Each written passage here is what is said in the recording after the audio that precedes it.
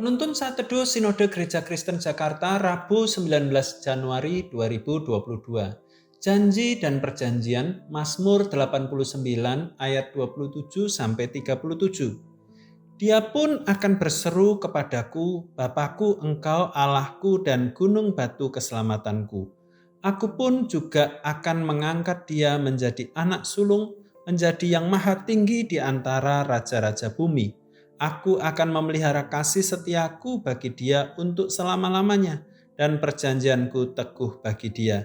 Aku menjamin akan adanya anak cucunya sampai selama-lamanya, dan tahtanya seumur langit.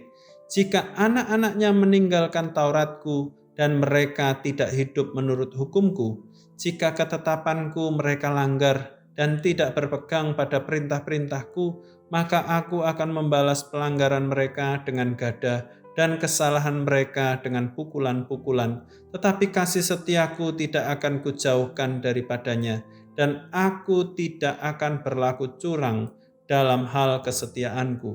Aku tidak akan melanggar perjanjianku, dan apa yang keluar dari bibirku tidak akan kuubah. Sekali aku bersumpah demi kekudusanku, tentulah aku tidak akan berbohong kepada Daud.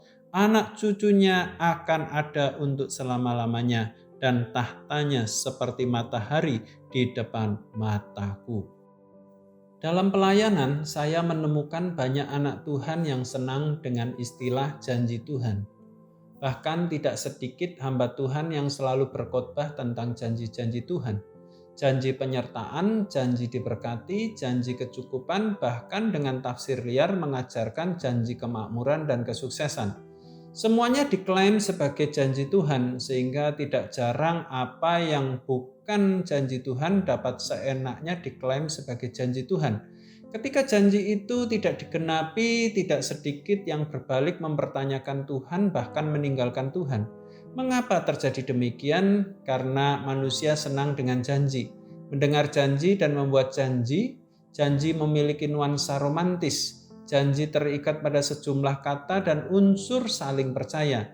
Tidak jarang karena liarnya definisi dari sebuah janji membuat kita menyamakan arti janji Tuhan dengan janji rapuh yang disenangi manusia. Kebenarannya tidak demikian. Allah tidak memulai relasi dengan umatnya lewat sebuah janji-janji manis manusia. Allah memulainya dengan perjanjian. Dalam perjanjian memang mengandung janji, tetapi bukan sekadar janji. Janji ini terikat secara dewasa dan bertanggung jawab.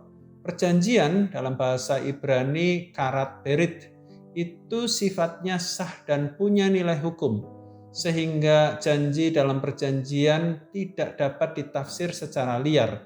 Mazmur 89 dibagi oleh penulis menjadi dua bagian.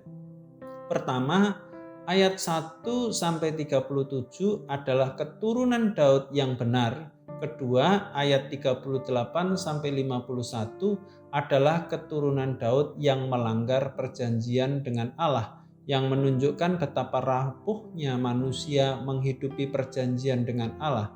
Di bagian pertama, Allah meneguhkan perjanjian kepada Daud dan keturunannya. Keturunan Daud akan menjadi anak sulung dan yang maha tinggi di antara raja-raja di bumi.